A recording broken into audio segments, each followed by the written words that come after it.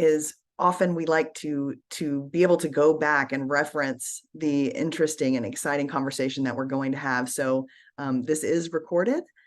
Looking forward to the conversation ahead. My name is Erin Bown-Anderson. I'm the Director of Community Innovation at Geeks Without Frontiers. And I help to run the program management office for the N50 project. It's my pleasure really to quickly exit stage right to give as much time as possible for you to meet our incredible speaker, Linnea Jackson, and the session facilitator, fellow geek, Amy Greenwood, for this exciting N50 for WomenKind speaker series session. However, a quick note of context. For WomenKind is N50's team of women thought leaders who prioritize women and girls' empowerment through digital access and participation. And we look through this lens when developing and supporting N50 projects. And so for those of you who are unfamiliar with the N50 project, it is a global program focused on accelerating digital adoption and community enrichment through innovative applications, network design, and business models to enable the next 3 billion people to participate in the digital world. Broadband adoption is being accelerated through sustained through N50's commercial, nonprofit, government, community partnerships. Approximately 150 organizations from throughout the digital ecosystem have joined together, and we make up the N50. So our collective commitment to digital participation includes a targeted commitment to enhancing the experience, particularly of women and girls, as access is expanded, skills are developed, and impacts are made. So our goal is to ensure that women and girls have increased and sustainable access and opportunities to things like education, healthcare, leadership, and economic security. The N50 for WomenKind group membership includes women who are members of N50 partner organizations and host open speaker sessions like these that are intended for absolutely everyone. So if you're on this call and you're not yet an N50 partner, we'd love to add you to the ecosystem. In the chat, we'll drop a link to become a charter supporter, and that will activate the process of onboarding you to this phenomenal team. So thank you for joining us this morning or afternoon or evening, depending on where you are. And with that, I'd like to now turn it over to Amy Greenwood. Amy? Thanks so much, Erin. Appreciate it. I'm Amy Greenwood. I am working within the Indigenous practice of Geeks Without Frontiers, and I am happy today to introduce and to facilitate a discussion with Linnea Jackson, who has offered to share her perspective with us on the intersection between Indigenous identity, gender, and technology. Linnea is the general manager at the Hoopa Valley Public Utilities District. She's on the board of directors at the Indian Land Tenure Foundation, on the board of advisors for the Indigenous Resilience Network, and she has over a decade of experience working on behalf of her tribe on topics around land use, renewable energy, broadband access, and digital adoption. Linnea, we're really excited to have you speak with us today. Would you start by telling us a bit more about yourself holistically, what communities you're part of, what roles you currently play, and what issues are top of mind for you? Absolutely. So first of all, I would like to thank you for this opportunity. It's an absolute pleasure to be a part of this, and it's very humbling to even share my perspective and have that platform. So thank you very much. Once again, my name is Linnea Jackson. I am a member of the Hoopa Valley tribe, and as you can see from my background, this is the Hoopa Valley in Northern California. It is a place where we have always been from. And it is something that is near and dear to my heart.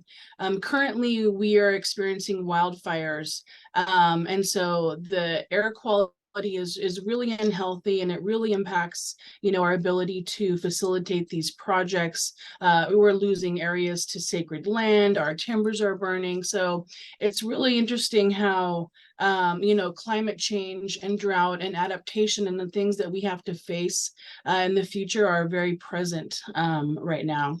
So a little bit about me. I was born in Hoopa Valley, but I had the pleasure of being raised in Anchorage, Alaska. I also spent some time down in Los Angeles So it's almost like I have these polar opposites of experiences that have kind of shaped me into who I am today. And I think each of those journeys has lent itself to a little part of skill set or experience that's allowed me to have the broader perspective and experience with the world that I bring back home now. So I currently work for my tribe. I worked for Hoopa Land Management, which is tribal EPA, and the realty department for almost 8 years. And so that was responsible for management of the land. The Hoopa Valley tribe has one of the largest reservations in the state of California, with a larger Aboriginal territory that we obviously try to protect. It is very dear to us. So I think coming in, working for my tribe from a ground level at the base layer of what's so important to us, because it's not just land. It's tied to exactly who we are, those village sites that we've been from thousands of years. Most everybody knows which village sites within our Aboriginal territory that they come from. There's specific places, there's specific trees and fishing holes. So it's not just a space-based place. It is actually tied to who we are within our DNA. And so in the last 4 years, I've had the pleasure of becoming the general manager for Hoopa Public Utilities. Just a little bit about that. We provide domestic water, irrigation services. We operate our transfer station, which is our dump facility. We do construction of water and septic installation. In 2020, we started a broadband division, and we're also working on energy projects. So that is a lot of hats to carry and a lot of utilities to provide. And I think anyone working with tribal nations or in smaller communities can kind of feel that pain point, is that we are, a small staff, and we have so many responsibilities to carry and facilitate all at once. And a lot of times we're doing that with limited resources, limited staff. But I think the perseverance and the drive to serve your particular area or tribal nation is the driving force, which keeps you sustained and keeps you going. So that's a little bit about me. Thank you. That's beautiful. And I love the starting at ground level, literally being ground level land with the land. Can you talk a little bit about the main ways that women and girls in your community currently use technology? What is working for them, and where do you see there being gaps? Mm-hmm. So, the women are basket weavers. There are jewelry makers. I see the bridge now kind of shortening, if you will, of the adverse concept of using technology to preserve culture. And so that's one of the ways that we do that is it songs? Is it language? Is it teaching someone how to do braid bear grass or basket weave? So those types of traditional techniques aren't lost. So I see a change there where we're using that, to share on social media, or at least record things so people can have access to them for the cultural components. There is a cycle with a lot of young women here who are using that, for education. And so you have to have the ability these days to access online learning platforms. Maybe they want to specialize education. Maybe they wanted to, learn graphic design. And you don't really see any children these days that are growing up, even from the youngest ages, that don't know how to use smartphones and cell phones and access the apps that are necessary. But I really see it being facilitated also in economic development. You have some young women who might have a young family and they're not able to work because of childcare issues, where they could have some form of market or social media where they're gaining a little bit of money through, the sales of their beautiful artistry or other services. So it lends itself to education, cultural preservation, and then the economic development that's a possibility. That's really helpful to know that, like, the current driving forces of why people would want to use the internet and where they're actually engaging. What is not working in terms of the internet? Like, where might there be gaps in terms of the experience of people? So a lot of our community lives in multi-generational homes, and that's true for a lot of Indigenous cultures. So in one home, they might be sharing one internet connection, and depending on what service you have, they might run out of data quickly. They might be sharing one device within the home, and there's only so much you can do on a smartphone. You really can't do anything meaningful as far as learning as you should if you don't have a laptop or tablet or something. So it's that multi-generational resource sharing, if you will. That's one thing. So yeah, I really think that that's a barrier. Also, the costs for internet these days. State of California has really high prices. So we were trying to achieve that on the digital affordability, if you will, of that. So it's at lack of devices. It's lack of affordability, because sometimes families are choosing between paying their basic bills or having connectivity. So we as Hoopa Public Utilities in the tribe are trying to help bridge that as well. Great. You talked a little bit about geography and land, and the cultural importance of land to your tribe. Can you talk a bit about how geography plays into access issues with getting broadband access to your communities? Absolutely. So if you can see our valley, there's a lot of nooks and crannies within that. What you don't see is the other mountain ranges that surround us. So currently we are facilitating a fiber broadband build out, but we are still reliant on our wireless backhaul. And in order for us to get high-speed internet into the valley, there's a 7-tower hop to that. And I expressed that we deal with wildfires, we deal with weather-related issues. So we definitely are impacted by our beautiful topography, which is beautiful, but it's also rural, and it comes with its own challenges for networking and facilitation. Yeah. And the current plan right now is middle mile, or what is the main structures that need to be built? Yes, so we have several initiatives, and we've had to kind of scale up and build on one opportunity to get to the next step. So we've worked on a wireless infrastructure and aerial fiber, but currently we're facilitating a full valley-wide fiber build-out. With that comes, the environmental work, the network design, the electronic selection, where is that, location going to be for your network operations center? There's so many decisions and applications that go along with that. So we're currently doing the fiber build out, but we're also, I can announce that on Friday, we are having a press release with the California Department of Technology, as we have signed a joint build agreement with the state. And so we'll be facilitating a over 20-mile underground broadband open access network. So that is going to get us to the regional, high-speed internet that we need, because we can build this valley out, but we need that regional high-speed internet to bring that into the valley. How much acreage do you actually have to cover, out of curiosity?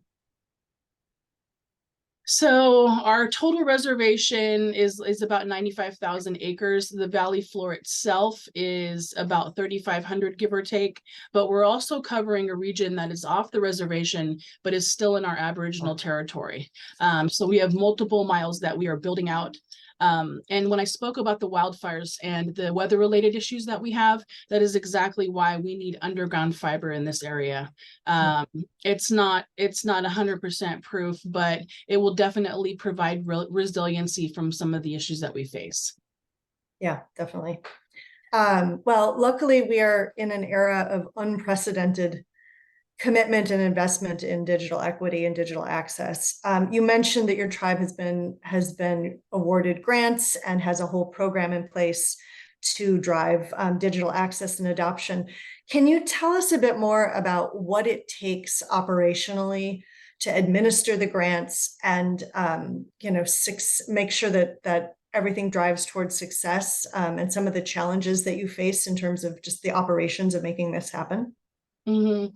So on the digital equity side, we were lucky enough to receive a grant from the National Digital Inclusion Alliance, and that allowed us to hire a digital navigator, who is tasked with helping people sign up for the ACP program.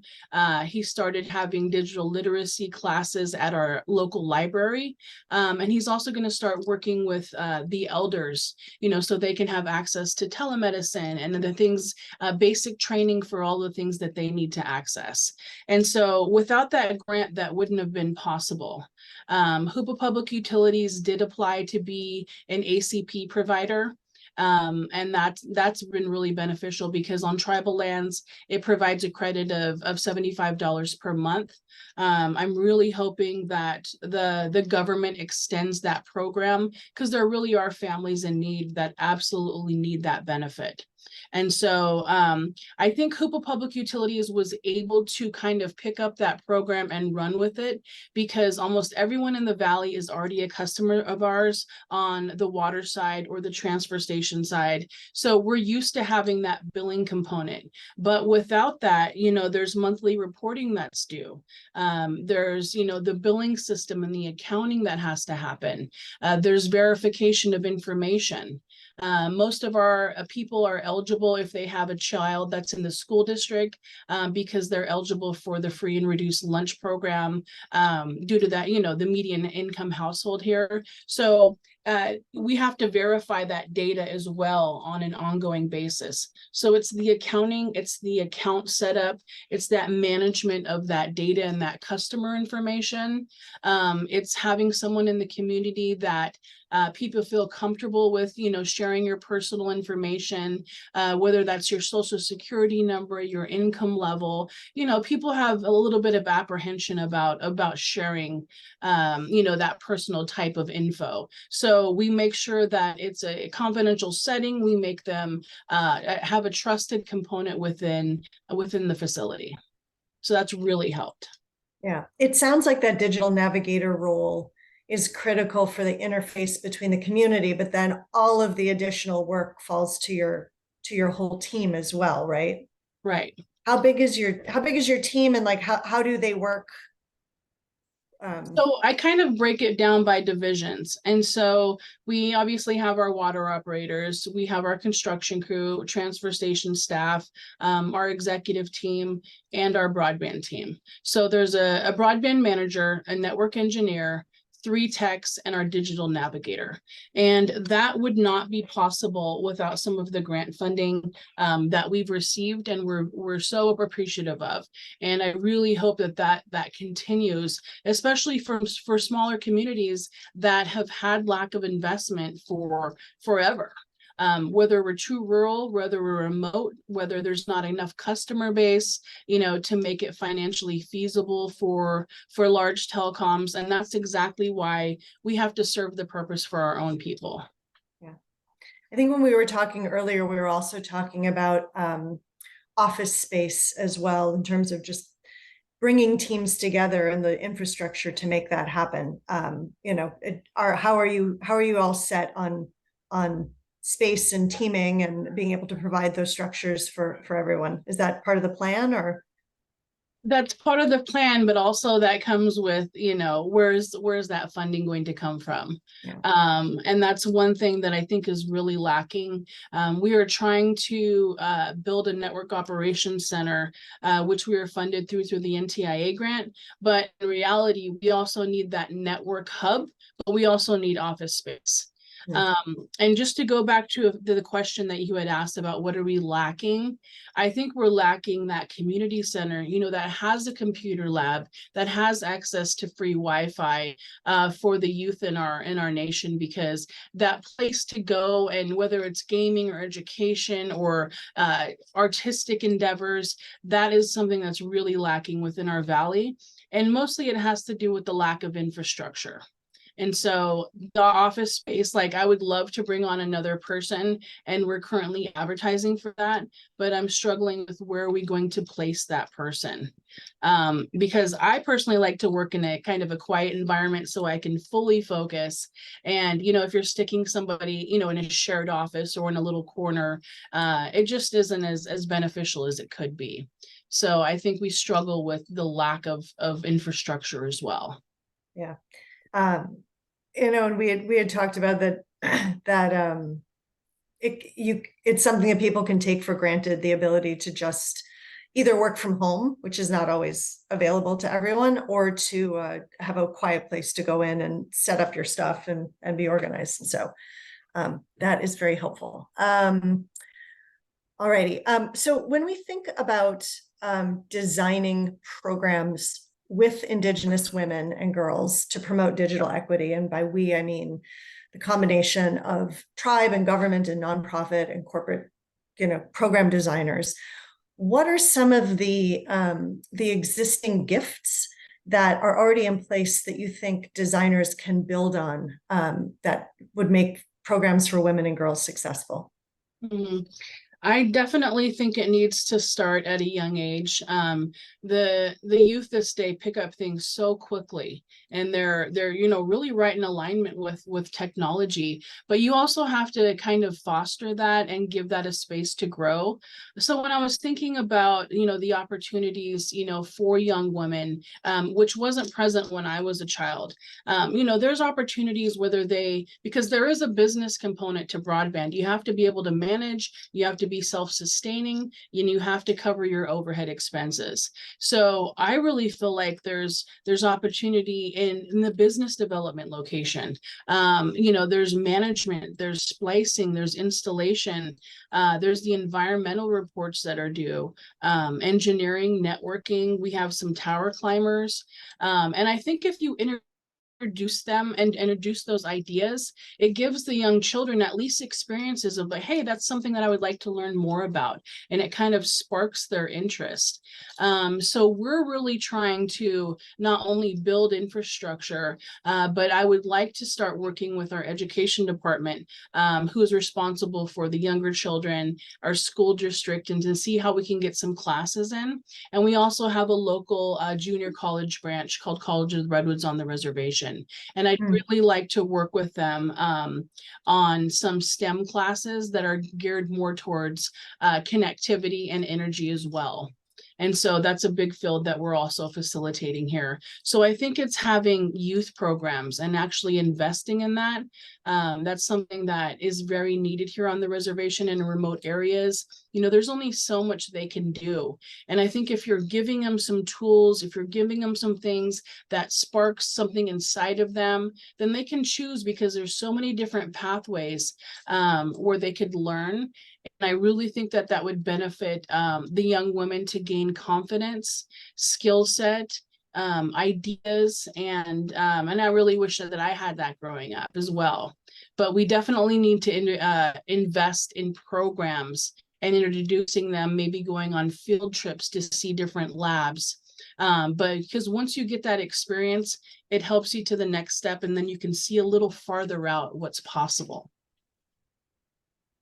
Yeah, and we were talking before also about sort of the feeling of community ownership that's already instilled, especially in some of the cultural activities for women and girls, that sort of, especially as they come of age, you know, to really take responsibility in the community and you know, play a strong role. Mm-hmm. Absolutely. And again, this is a ceremony that's been revitalized, and it's called our flower dance. And today, actually, the tribe is closed today for a ceremonial boat dance. It's something that you know, happens every 2 years, and we're very in honor and reverence of that. So it's really nice to see traditional ceremonies happening for young women, and it's kind of a coming of age when each woman has their cycle come about. They go through a 10-day ceremony where they are fasting and running and having talking circles with mentors. And these are all women-led, making medicine, participating in dances. And at the end of the 3-day overnight dances, then they kind of emerge and they are expected to then, you know, be a young woman and take on those responsibilities and really understand what that means and what that responsibility is. So I think from a younger age as well, they are learning what it is to be, you know, an Indian woman and what's expected of you. And you're also expected to kind of walk in a certain way. And when I say walk, I just mean how you hold yourself, how you behave, how you treat others. And I think it really lends itself to necessary skill sets that they take without them throughout their life. That's beautiful. That's very beautiful. And I love the point about mentorship, because in all learning and in all developments, strong mentorship programs can be a through line. And if one already exists, you can imagine being able to build on that concept of mentorship to take you anywhere. So that's fantastic. Paint a picture for us 10, 15 years in the future. What would you, without getting into, you know, time machine, not Jetsons, but in near future, what would you like to see as the digital experience for women and girls in your tribe? I would like to have them, if they chose, to have access to online education, have access to cultural components, not have that be a financial barrier where they're choosing between, you know, paying your light bill or having connectivity. I think that they would be essentially, because they would have in the next 10 years, we plan to have a full-fledged system. We plan to have regional connectivity, have multiple pathways out of here for the broadband redundancy, because sometimes the fire will hit, and with the aerial fiber now, it'll snap those trees. And so you're losing connectivity. And so our plan is to, you know, have multiple access points for our people. But I would really like to see their dreams being able to be achieved. You know, a connectivity opens your world to so many different things, and it doesn't have to be a technology a standpoint that they want to pursue. It could be medicine, it could be education, it could be artistic endeavors, it could be anything they want to. But I think it starts with connectivity to having a broader access and exposure to that. That's, you raise an important point, which is we often talk about sort of digital equity in terms of how can I learn to be a digital coder, a provider, something like in that realm, but digital access can also open up every other form of, you know, employment and endeavors as well. So totally agree with you there. This is great. So we're, you know, on time. Great. So we're going to open it up for Q&A. If people have questions, please put them in the chat. And there is one from Dave right now. The question is the digital navigator that is now working for your tribe planning initiatives that would address challenges for women and girls?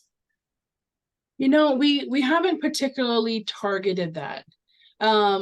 But that's something that's very interesting. We're definitely looking at targeted populations, and that really starts with our most vulnerable, which are our youth and our elders, because those two either don't have the resources or they don't have the experience to ask that.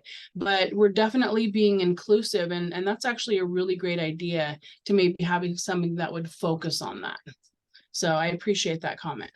Mm-hmm.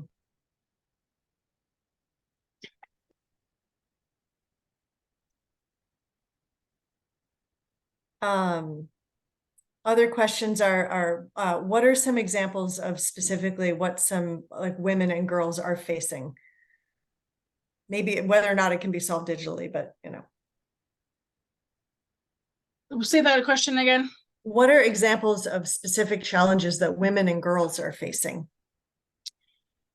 So, I mean, I think a lot of Indigenous communities have people that also are dealing with like mental stress issues. And I think that the internet has a way of making you feel like you're being involved socially. I think that that's something that struggles here, especially during COVID. When we were first deploying our network, people were having to be isolated. And I think it's really the first time that they were really cut off from that human connection. And so, not that it replaced the one-on-one interactions, but I think having access to the internet at least gave them some insight and to see other people. You could have online meetings and speak to your friends. So I think that that's one thing that will help young women, because I know that they struggle with that as well. Yeah. Also a pandemic exacerbated situation. So Right. There's a question about a digital navigator role. Does that role serve only your tribe, or is it outside the tribe and it serves the area? What's the He definitely has goals of serving the other area. There's so much need here that he is focused on our core community, but he absolutely wants to help outside community members as well, that are non-tribal. The goal of that is to make sure that we have connectivity regionally to help out those people in need that need those resources. Does that person have a tech background, or what was the like the job description that you looked for when you were trying to find that role? So you're definitely looking someone that has the ability to be a community member that's trusted. Are they known within the community? Do they know how to deal with the population? And this person served on the COVID team, and he was already kind of doing public announcements and updates and reaching out to community members for resources that were needed. So like during that 2-year period, he was already a face in the community that they know that they could go to him for some type of help or resource. And I think that personality, you also have to be a people person. You have to be empathetic. You have to be patient, because, some of these people are having trouble accessing it, maybe signing up for an email or remembering their password. It's things like that. So there's definite qualities that come along with that position, and he's able to achieve that. And he does really well in his role, and he enjoys it. That's great. That's great. Question from Susan. Do boys and men have greater opportunities than women and girls, or is it about the same? That's a tough one, because I think that the men and women kind of historically are treated a little different. I think the women are expected to be a little tougher, and then, the men are given certain opportunities, if you will. I think that has been historically true, but I think that the women are really kind of having a resurgence of being a go-getter, and being really fastidious in their educational goals. I've seen a lot of young women reach out and achieve their goals, going off to college, bringing that knowledge home, and that's really great to see. So I would say that on some of the things that I talked about not having a computer lab or not having infrastructure, not having youth programs, I think probably equally affects them the most. Yeah. Question from DaVita. Oftentimes it seems that broadband activities are male dominated. Do you see Indigenous women becoming more involved in that particular field? I absolutely do. And thank you, DaVita. DaVita is one that is proving that as well. She does some amazing work on the digital equity side as a Native woman. So I condemn her. I commend her on that. So when we go to conferences, when you go to the tech world, I think probably a decade ago, that's going to be all male dominated. But the opportunities that I've had to be in the energy and connectivity world, which go hand in hand, I really see a lot more women participating in that, whether they're in a management position, whether they're, the network engineer. I really see a resurgence in that. And it's very heartwarming and strengthening to see, because I do think that that perception and that table is definitely changing. I think that women are innately kind of caregivers, if you will, and that lends itself to kind of making sure we're also great at multitasking, because I think that we have to play that role in a lot of our lives. And I know that that skill set helps me with facilitating projects, because you're juggling multiple things at one time. You're empathetic, you care about the end result. And we are striving to gain experience and education. So I definitely think those tides are turning, but is it largely a male technology and space? I would say yes, but I do see that changing. I'm interested that the sort of the land and energy topics seem to be a little more appealing to women and girls. I intuitively understand that, but it's interesting too that you're seeing that play out. Absolutely. And like I said, it could be in broadband, it could be the business, it could be management and network engineering. We hired somebody that has the GIS skills that we need. And so a young Native woman who we just added to our roster about 3 months ago, I'm just amazed by her every day that she's able to do all of the mapping. And that's another component of broadband. You know, you're mapping your fiber lines, you're mapping your easements. So that's another component. And I'm really, really impressed by her skill set and her experience. So that's been a great addition to hire another Native woman with that GIS skill set. That's great. How did she come by that skill set, if I may ask? She obtained her degree, and she also does a lot of cultural resource management. And so that kind of goes hand in hand again with land protection of cultural resources. And along with managing land, you have to have those mapping skill sets.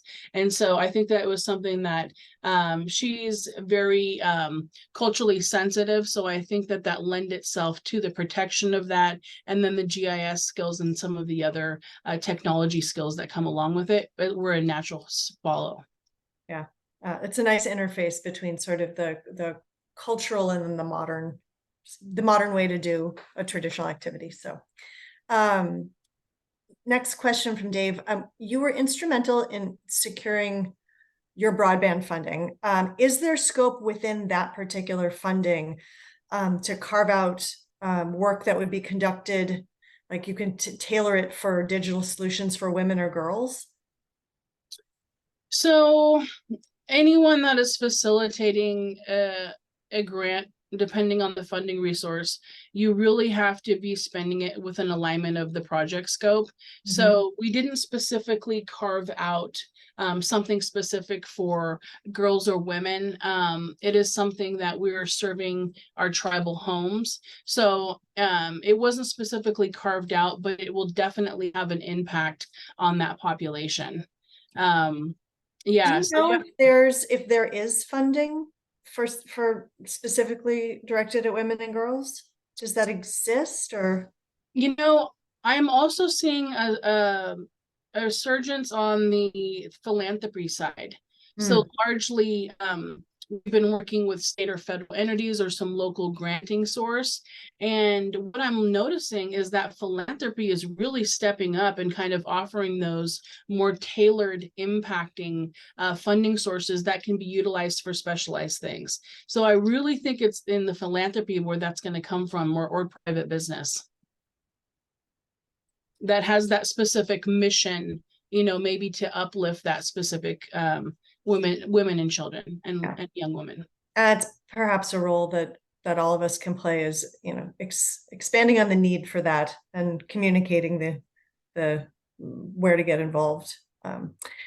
Any switching to sort of the I think people are very fascinated by this digital navigator role. Is there any resistance by elders to the adoption of digital technology? Is that navigator role kind of focused specifically on elders, or is there anything you're doing specifically for elders to help with? The elder population is definitely a challenge on the trust side because they didn't necessarily grow up with putting all of your information online. They have a hard time when they're releasing personal information, private information, your social security number, your email. They're apprehensive against it, and I can see why. There's cybersecurity attacks all the time, but it also lends itself to them being able to have access, maybe to telemedicine, or if they don't live by their families, they can have video chats with them. So I think the slow approach with them is probably the best. We have a local senior center where they serve I want to say like 250 lunches per day to our elder populations. And it gives them a chance to go and have a meal, a well-balanced meal, and kind of visit and socialize. So we were planning on having classes specifically for them and then we can also offer access to really affordable tablets. And that's something that I'm really proud about. On the ACP program, we can offer them a nice tablet for $10.01 at least.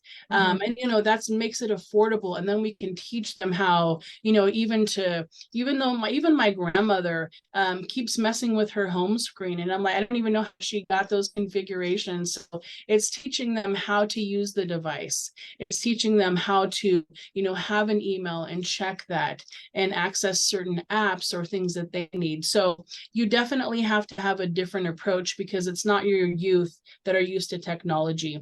It's this older population that wasn't used to that and doesn't like to share their personal information. So it's a different approach and a different teaching style that we're going to facilitate. Yeah, the through line there is that building of trust, it sounds like. Mm-hmm.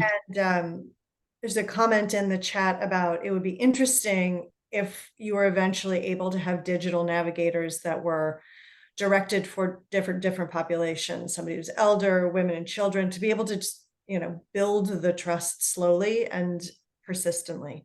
I'm curious what that would take, but Yeah, I mean, it all comes down to funding. And so we received the grant through NDIA, but when we tried to apply for additional funding to keep these programs going, to be able to sign more people up, because, the ACP program is projected to run out of funding next year. We don't know what's going to happen. And so without the grant from NDIA, we wouldn't be able to continue that position. There just wouldn't be the revenue and overhead to facilitate that. But on the federal government side, the FCC put out some ACP money, but technically as a provider, we were ineligible for having Digital Navigator digital equity funding. And it goes back to my original comment of us having to wear multiple hats and serve both purposes, because we're remote, because we're rural, and we're a part of the tribal government serving our people. So I really think that's a misstep on that type of funding. So I would hate for there to be limitations that it would prevent those resources from continuing, because it has had an impact within our community for sure. Yeah, that's amazing. Question: how is monitoring and evaluation conducted? And specifically, is there sort of monitoring and evaluation approach that's been designed to assess impact on women and girls? Is there, I know grants also require a lot of monitoring and evaluation, but what's being covered? Yeah, so there's specific information that we have to collect on the grant side. And I don't know that it's specifically targeted to women and children, but based on the client, they're learning about, what is your comfort level, what kind of devices you have. And so that data gathering collection is something that we are just starting to develop. I think data sets, and, if you look at the FCC mapping, or if you look at the broadband coverage, I think data sets has been a really hard topic within tribal communities to have appropriate data of our populations. So that's something that we probably could target, because we have the opportunity to shape this ourselves, and if this is something that we want to help facilitate, we could start asking those questions. What would you like to see holistically? What would help you in your endeavors, whether it's education, life, all of those things. So that's definitely a conversation that we can have with multiple groups within the tribe. And I automatically think of language and cultural preservation, music, some of those things that helps facilitate creative sparks that lend itself to success in life. Yeah.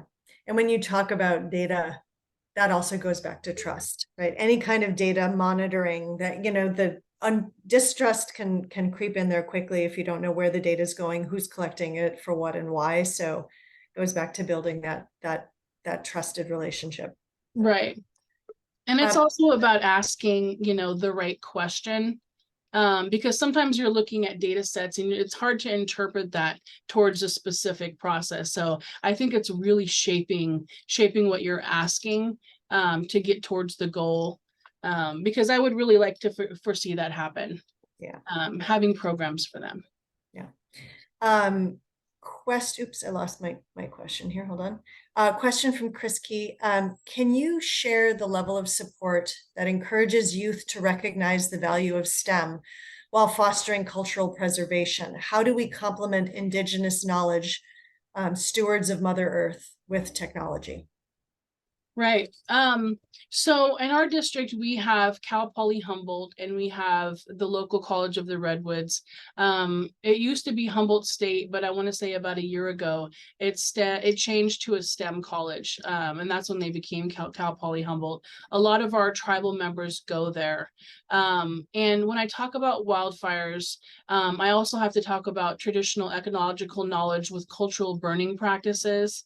And so when I talk about the broadband that's coming, the energy that's coming, climate adaptation, those are the things, because of where we're raised, that is innately within them, is resource protection. So I think from an early age, they are kind of ingrained with that. So a lot of our people, whether it be forestry or fisheries, it could be, land management or fire management.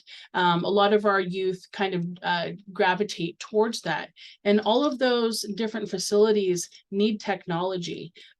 We have a fire camp that's set up here where 300, CAL FIRE hotshots people come in, and it's kind of like a little city, and they obviously need connectivity. So this is the first time our broadband division was able to go and set up a mobile cell phone booster, give them Wi-Fi and data, connect their devices. So I was really, really proud of my team for being able to facilitate that. And so kind of lending itself back to the issue is that I think that we need to push that with our youth programs. We need to have opportunities for them to attend camps and to learn about different technologies and what's possible. So you might not think of broadband and fires, but it absolutely goes hand in hand. They're in remote areas. They need connectivity and emergency communications. So that's just one other thing of how we're having to address that. And I was really glad we were able to facilitate that, because the fire camp IT director was really surprised. Well, here come these tribal members to say, we can help solve your issue. So I was really proud of them for that.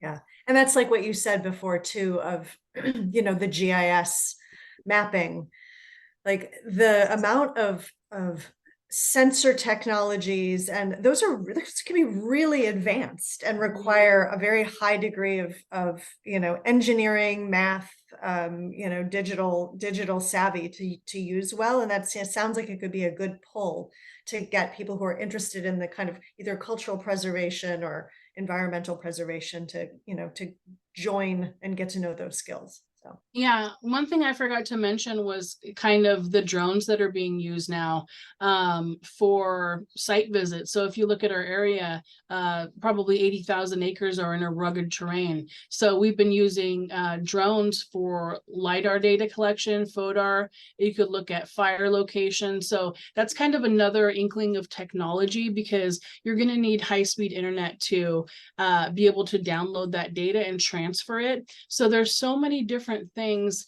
that don't necessarily stem from like an internet job that's based on technology that we utilize today, and those future tools that we need. yeah.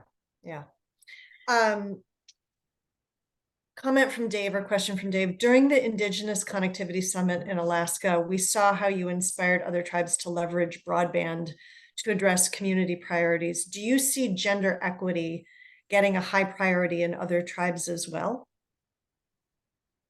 You know, that's kind of a hard lens to look at it from. I think that's something that we haven't specifically targeted, because we've had decades of just lack of connectivity that has impacted us. So we're kind of looking at it through the lens of, this is going to benefit kind of all targeted populations. But once we get there, once we have a full build out, because there's a lot to go with projects. I spoke to the permitting that's necessary, the engineering, there's so much that comes along with it, that we're kind of in the trenches of designing, this fiber network for our valley. And we're also negotiating, with state and regional partners to make this happen. So I can foresee something like that coming out in the next several years. So when you talked about the 10-year plan, I could see that happening after we built that, because then we could build specific programs based off of that fiber backbone and regional connectivity that would help those populations even more. Yeah, it also sounds like, given that the baseline is build it for everyone, it's making sure that women are strongly included in the everyone, right? Because it's like you have a group of people, as you said, who are ready to step up and get involved, and you're building it. So, it sounds like inclusion from the get-go is, to be mindful of that is the right way to get started. And I just wanted to say one thing to that, is that they do see who kind of steps up as the general manager. So I think even me being a woman, a Native woman, and being present at these meetings, asking questions, being participatory, they're like, oh, there's Linnea with her questions again, and not being afraid to speak up, because I was a shy child. So I might have been that little girl that, was shy and didn't know how to ask questions. And I think the experiences, the training that my family and my culture has brought to me has kind of allowed me to slowly gain these skill sets to be able to participate at this level. So I think even my presence and the presence of other women also come loudly with saying that without even saying it, just the presence and the energy alone. That's great. Another question from Chris that I'm going to read directly so that you can respond. How would you sum up lateral oppression within Indigenous communities and its direct impact on women? I guess I don't know what lateral oppression means. Okay, I was hoping you would. Chris, put that in the notes if you want more if you want to answer to this question. Another one, we're honored to have you on the Indigenous Resilience Network Board of Advisors. How can we leverage N50 and its partners to accelerate digital gains for women and girls? Yeah, I definitely think it's working with trusted partners. So I'm, the Hoopa Valley tribe has 60 different departments, right? I'm just one of those. So I'm working to collaboratively work with, like I said, our educational department, our TIPO officers, people that deal with youth and with women. I think that you, again, have to have trusted partners. You have to have people that are within the community that know how to shape that and facilitate those programs. I think media is a huge help. So putting together some kind of videos of them filming, whether they're learning how to crimp, whether they're learning how to code, whether they're doing the mapping, whether they're, whatever they're exposed to. I think when you see the impact those kind of resources have, and you can show that in a video and sell that to people, I think that's really helpful, so they can see the impact for themselves on investment. But I definitely think having those educational opportunities is dire and is critically needed where we're at right now in technology. Yep. Yeah. Chris was explaining lateral oppression is more kind of internalization of oppression, where as people try to get ahead, it's the, we don't, who are you, like, let's all stay where we are. So. Right. That's hard in small communities, because that's probably an aspect of that, because there's only so many resources. The only thing I can say to that is I can only do my part to help create opportunity. I'm the type of person that innately wants to help others. I think I feel more whole and within myself, and I think I vibrate a little more when I'm able to help others. So I think in order to deal with the colonialism that you talked about, the historical trauma and oppression, all you can do is lead by example and just chip away and make things a little better, which is my goal.